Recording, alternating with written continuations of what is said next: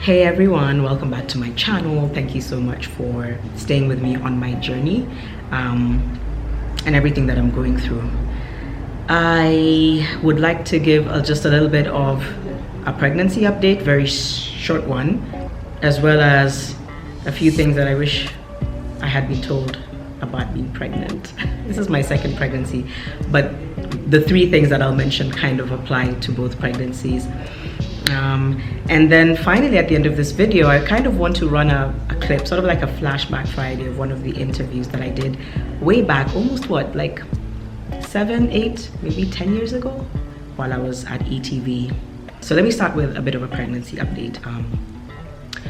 I'm feeling better. Remember when I started this vlog journey or YouTube journey, I was really sick. I still have moments when I have intense heartburn and indigestion, but I have a bit of medication for that.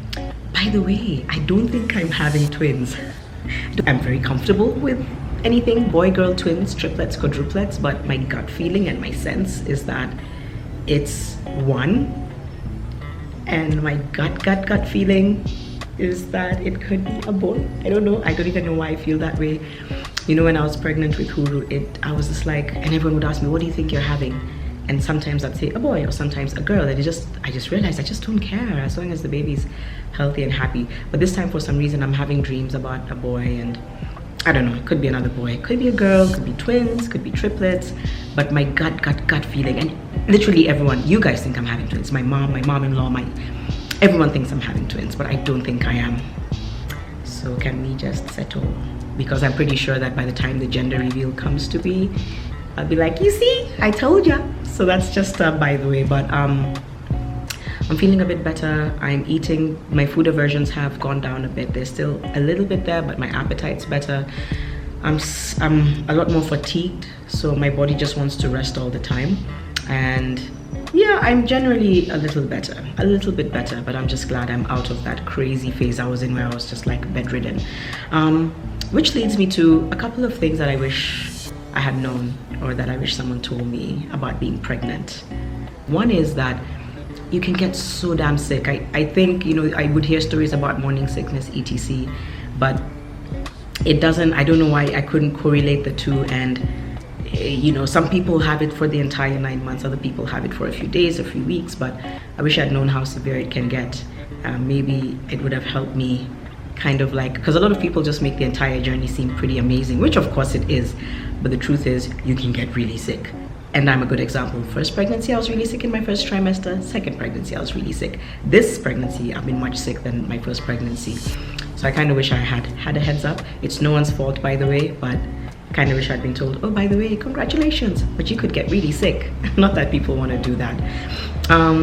The second thing that I wish I had been told, or that I wish someone had told me about being pregnant, is you really sometimes slow down, or it can really slow you down. And again, this might sound like duh. Some people have tons of energy throughout their pregnancy, and that's amazing. Some people are extremely unwell throughout their pregnancy, and that's really unfortunate. But then there's the whole thing where you know that you want to do things the way you've always done them when you were not pregnant, but your body just can't. And let me speak for me. I've really slowed down. I can't do a lot of the projects I wanted to do or execute a lot of the plans I had. I can't go out as much as I want to. I just generally have slowed down, and it can be so frustrating for someone who's so used to being busy. And you just kind of want to continue being busy and being out there and doing your thing, but at the end of the day, sometimes it just slows you down, and you have to respect your body because it's a pregnancy, so it's very sensitive. And I just had to respect mine and say, it's okay, this is a season.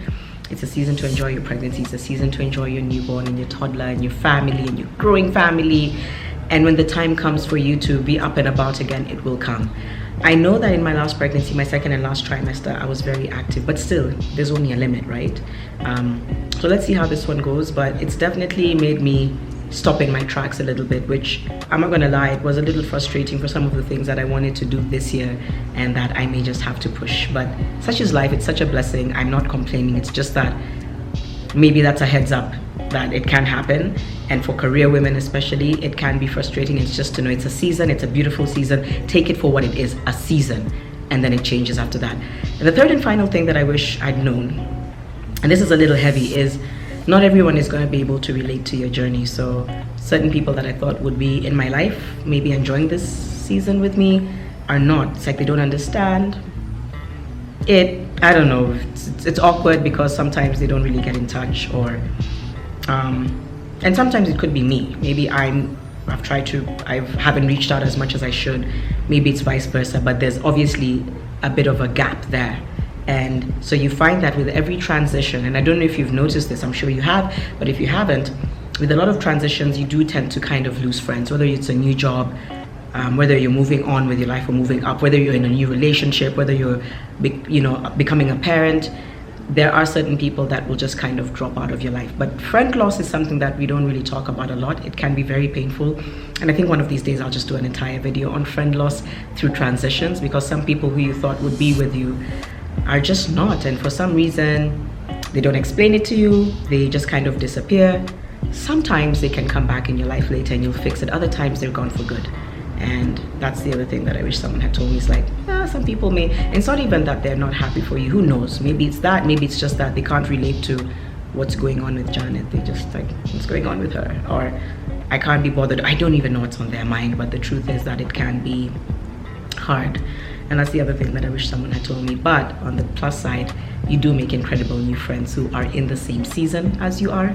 And so that's the plus side, So yeah, I've just been very reflective. You'll notice that in this video and the next one, just kind of reflecting quite a bit. And it's a nice space to be, just really reflecting on life. And there's a lot of exciting content I have lined up for you, including travel and issues-based conversations, which I love having. I did them for so long on TV, so look out for that and give me suggestions of topics that you think you'd like me to cover.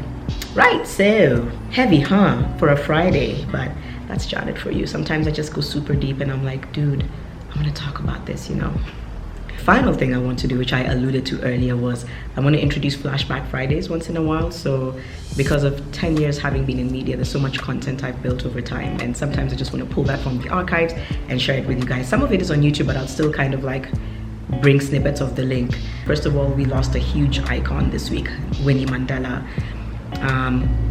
who was the wife of the late Nelson Mandela, but she in her own right was a icon. She in her own right was a fierce fighter, an anti-apartheid activist who played a huge role in leading the country out of that horrible era of apartheid. There's a lot that can be said about Winnie Mandela. I think the articles and the news pieces say it, but I think South Africans generally were really celebrating a hero. And for a lot of women, she is too. Yes, she may have courted controversy, but she was an icon in many ways.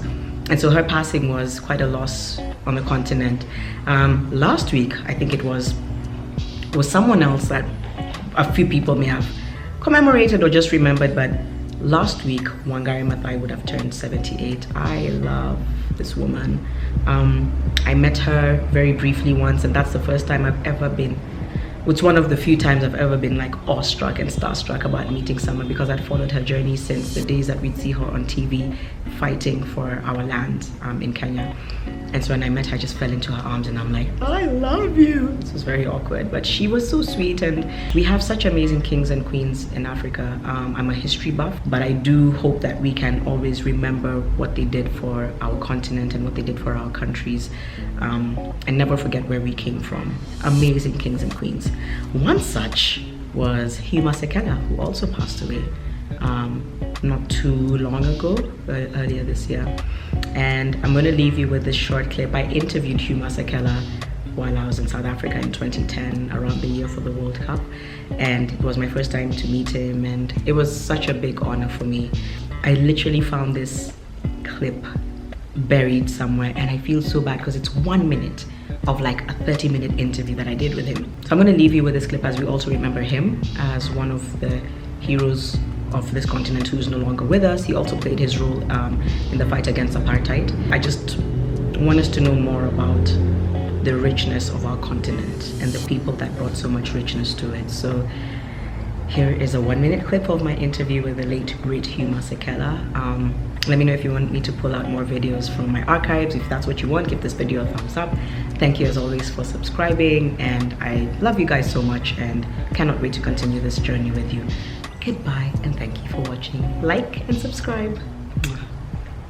Popular songs or songs that our parents, our grandparents knew, and put together a show. And he said, "Hey, I love that." You know, he talks like, "Yo," and he said, "Let's do that." And then we called in Greg Magoma, who's like an amazing choreographer and body placer and director, and Sibongile Kumalo came and started with, and she also like helped us with the voices. And we came up with like 100 years of like a drop in the ocean of some of South Africa's songs of migration with narrative in between, and it makes for a very interesting hour and 50 minutes. Because it's a beautiful sound, but is there a particular message that you're also trying to get across with this particular project? Are there certain things that you want people to embrace and celebrate and remember? I think we're just trying to encourage people, first for people to have a fantastic night with their own heritage, you know, without having to look outside.